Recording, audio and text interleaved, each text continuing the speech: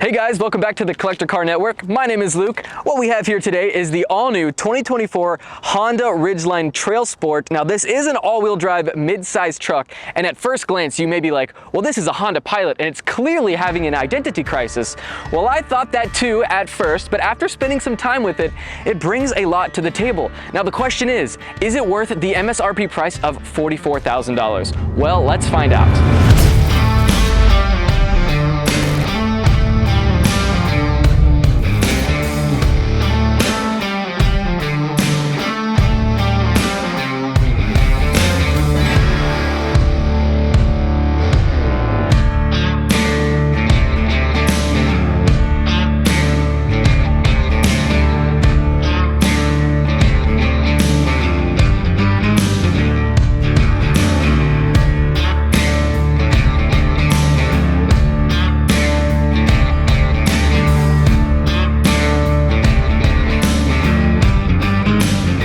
Alright guys, so let's talk about this exterior. So the color you're seeing, this red, this is a radiant red metallic. We've seen this in the past on their other models. It looks really, really clean, especially under bright light, and getting up close to it, you can really see that sparkle. Now I love that this is paired with our TrailSport specific grille, because that grille features that same metallic-y finish, but it's a gray color. It really looks nice. Right smack dab in our center is our Honda badge, which, you know, it's all right looking. I do like our orange TrailSport badging to the right, however. It looks very, very nice. Let's move down the line just a little bit further. Take a look at our headlights here. So we do have an LED system mixed with halogen. I would have preferred maybe if they did LEDs all around, because, you know, it's 2024. I feel like we're kind of phasing out halogen. They draw a lot of power. LEDs also just look really, really clean. But nonetheless, they're still bright and functional, so can't really complain. Let's move down the line just a little bit further. Checking out our side mirrors here. These are blacked out. We have our turn signals that are incorporated into them. And our windshield here is a heated windshield, which is really, really cool. Now, what I like about these side mirrors is, yes, they're black, but they match our 245 all-terrain tires that we get, also in black. I mean, they just look amazing together. Now this is the TrailSport model, so it's going to be a little bit more rugged. You're not going to get anything crazy that you could option maybe a Tacoma with, but we're going to get a little bit of off-roady features, including these 245 all-terrain tires on our 18-inch alloy wheels. Now let's move down the line just a little bit further, and I want you guys to notice this line right here. So this is supposed to mimic a body-on-frame truck styling, but this is a unibody vehicle, so it's purely there for aesthetics. So that's kind of saying something. This may not be the most capable off-road vehicle, but let's be real, we're not really buying this for off-roady stuff, maybe some light camping on the weekend. But with that said, let's take a look at this truck bed. Okay guys, as we look towards the rear of this vehicle, this is where it really shines, and I can see why consumers choose to go with this vehicle, because it's going to get a little more practical.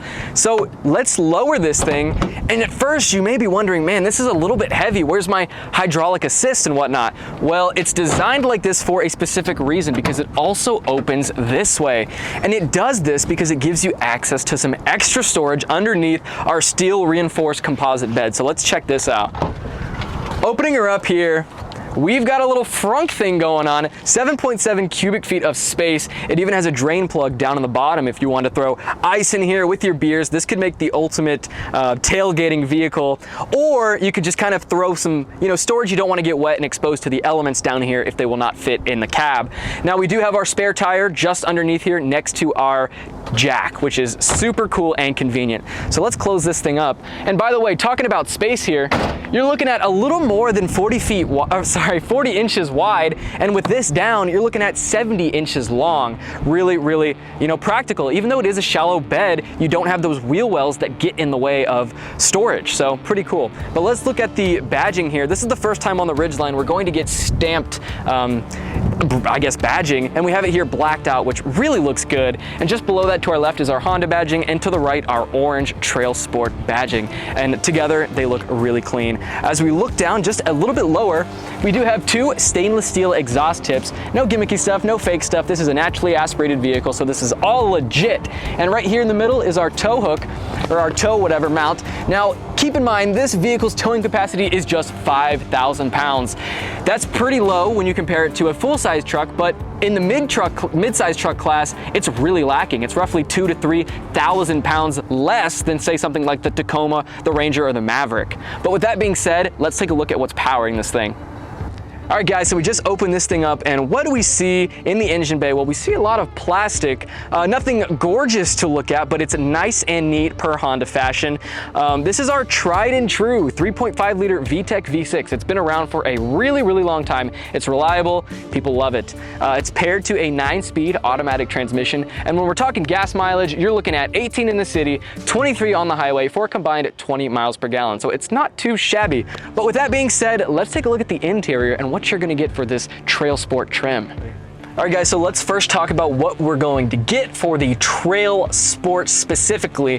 Optioned with our TrailSport embroidered seats on the driver and passenger side. This is a faux leather, and it's 10-way power operated for your driver, and it's 4-way power operated for your passenger. You also get almost a WeatherTech style of floor mats down below, as well as some orange interior ambient lighting. Now, that's pretty much all you're going to get for the TrailSport specifically for the interior. And on the exterior, like I said, you're going to get those tires, but you're also going to get an oil pan cover. But that's pretty much the only difference in the TrailSport versus normal trims. So is it really the most off-roady package? Not really. I would say this is probably your once a month going off-road type of vehicle. If you wanted to get something a little more off-roady, I would maybe option a Tacoma, because you can get lockers, you can do a whole bunch of other things you cannot do with this. But with that being said, let's see kind of what else we have inside here. In regards to standard feature on the interior of this Ridgeline, we have a 9-inch Apple CarPlay and Android Auto compatible screen. And now it's 1 to 2 inches larger than last year's, so it is nice and big. The only weird thing is it's kind of slanted back a little bit. You know, I would kind of prefer it to be slanted back, but maybe if it was more centered towards me, the driver, but it's, you know, in just kind of an odd position, but nonetheless, it's still very, very easy to use. Honda, when they do their infotainment systems, make them so seamless to navigate with the incorporation of buttons on the left, so you don't have to wait on a screen. If you're really, you know, getting lost in the infotainment system, you can simply press the hard buttons on the outside to take you back to wherever you need. I absolutely love that. As we look at our tachometer area, we have a 7-inch screen, half analog and half digital. Our speedometer will be analog, and our RPMs and tachometer area will be digital. And it does work for this vehicle. I like the hybridization, or whatever you want to call it. But as we look at our steering wheel, you know, plain and simple, we do have paddle shifters, we do have a heated wheel, and all of our basic controls that we're used to, including volume, skipping songs, as well as your cruise control buttons on the right side to adjust your speed and whatnot following distance. As we look to our left just a little bit further on our door panels, we do have 2-way memory seat positions for you, as well as 1-click driver and passenger front windows. The rear are not 1-click, you're gonna have to hold those down. But let's work our way down a little bit, starting with our climate control system here. Oh my goodness, they have done it perfectly. I love how they give you everything you need and nothing that you don't need. No gimmicky stuff. It is so straightforward. Just take a look. All of these are buttons, and they're in places that we're used to, that we used to see on older vehicles. But in my opinion, they're way more functional than the ones that come on your newer vehicles that are all electric, that are all through a screen. You have to wait for them to boot up. There's sometimes, you know, input delay.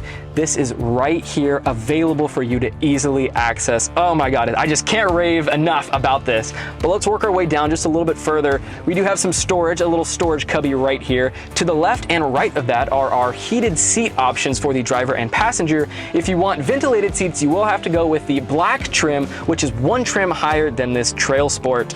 Just below that, we have 1 USB-A and 1 USB-C charging port. And just below that, we do have our wireless car phone charger, which works very, very well. I haven't had my phone fly around, which has been very nice and refreshing. Just below that is our weird new type of shifter for this vehicle. And you know what? It is kind of fun once you get it down. If you do prefer your standard, you know, pulling it back, putting it PRND, this may be a little bit of a learning curve, but after you get it down, I think you might like it. And just below that is our different drive modes. We have normal, snow, mud, and sand. So guys, this is the TrailSport model, so we get just a little bit of, you know, different driving modes, a little bit of off-roading, keyword a little bit. But let's open up our center console here. I keep calling it glove box, but our center console has plenty of room and it has been updated for this year to give you guys just a little bit more space. And we do have this soft, you know, fake leather all around with that gorgeous leather stitching, orange stitching. But with that being said, let's hop in the back and see what we got. For our rear seats, we are greeted to even more space by pulling up on this lever here. Check out how much more room we get if you don't have to worry about little Jimmy in the back seat. Now, if you have, you know, stuff you don't want exposed to the elements, this is a great place to kind of store those things. And if all the space up here is taken, you do have, like we said earlier, that trunk underneath our bed back there for even more storage. And to simply put these back, you don't have to put the bar back or anything, just pull back down on the tab, slam it shut, and you are good to go.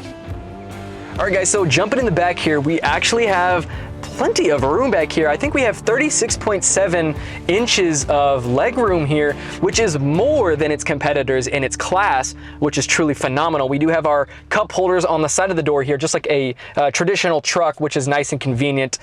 We do have our little center armrest here with the smallest cup holders you've ever seen in your entire life. But you know, this is good for maybe kids cups, but not really the most practical thing in the world. We also have this little storage bin right here to put your keys or whatever your passengers want to throw back here from rattling around and moving. We also have this awesome window. It doesn't open all the way, just this little fraction here, but let's go ahead and close that up. Speaking of windows, I wish that the moonroof extended just a little bit further back. But again, guys, this isn't, you know, a luxury vehicle, so you know, it is what it is. But at $44,000, it would have been nice to maybe just incorporate some other, you know, aspects to give a little more pizzazz back here. But speaking of up top here, it is indented a little bit to give our taller passengers a little more room. And I like how it's kind of like a stadium seat back here, so we're sitting a little bit higher than our driver and our passenger, which allows me and our passengers back here to kind of see the road and feel just a little bit more comfortable. Now, we do have two air vents right back here behind our center console with one AC outlet, and I believe you get a USB-A or USB-C additional outlet if you opt for that black trim. And unlike other vehicles, we do have pockets behind the drivers for once, as well as behind the passenger seat. And that's pretty much it for the interior. We do have just standard black all around, but it is nice and comfortable. And we've had, you know, a relatively comfortable ride being back here and just carpooling to work with, you know, relatively tall individuals. So with that being said, I say we hop in this thing and take it for a ride. Let's take this thing for a spin. We're gonna get on the freeway here and I'm going to put it in sport mode and give it some gas. I'll let you know when we reach 60 miles an hour. Let's do this.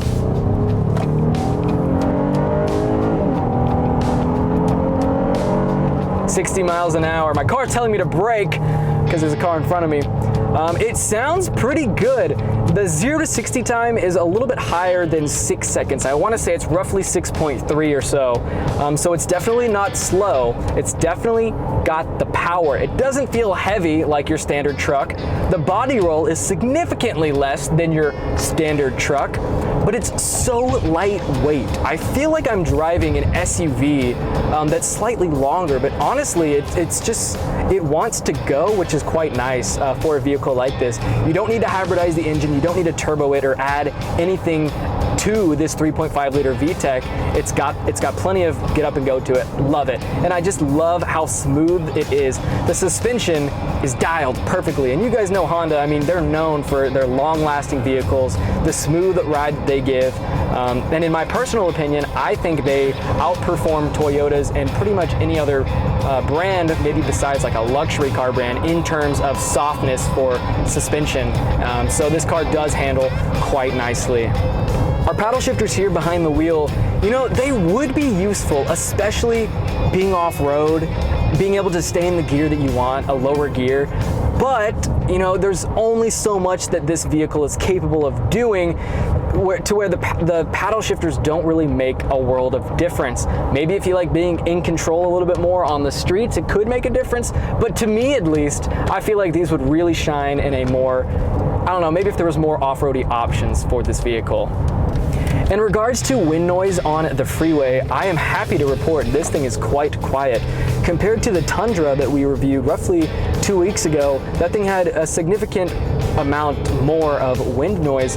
So Honda's done a great job with their sound dampening in here. It makes for a really enjoyable driving experience for not only the driver, but for your passengers as well, especially with our sound system that we're gonna get in here. And speaking of sound systems, we are optioned with a 250 watt 7-speaker Honda audio system. You can option for the premium 8-speaker 500 watt sound system, but this one just has the 7. Now there is no option for a Bose sound system, so you audiophiles out there, keep in mind you're not going to get the best of the best in terms of sound quality, but nonetheless it does sound pretty decent inside here, plenty of bass, and so I definitely can't complain.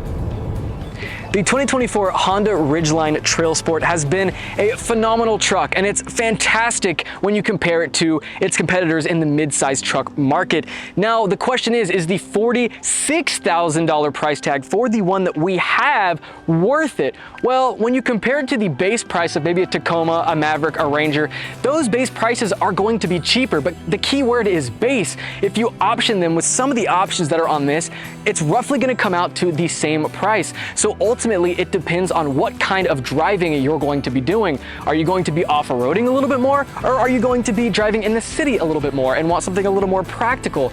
Ultimately, everything is up to you. So everything we have said is subjective, but I'd love to hear what you guys think about it down below in the comments. Now, that's gonna be pretty much it for the video. Thank you guys for watching, and remember, if you want to collect a car of your own, check out our website at ClassicCars.com, which is our online marketplace with over 30,000 listings live on the site. Also, be sure to check out Auto Hunter, which is our 7-day online auction. Thanks again, guys, and we'll see you guys in the next video.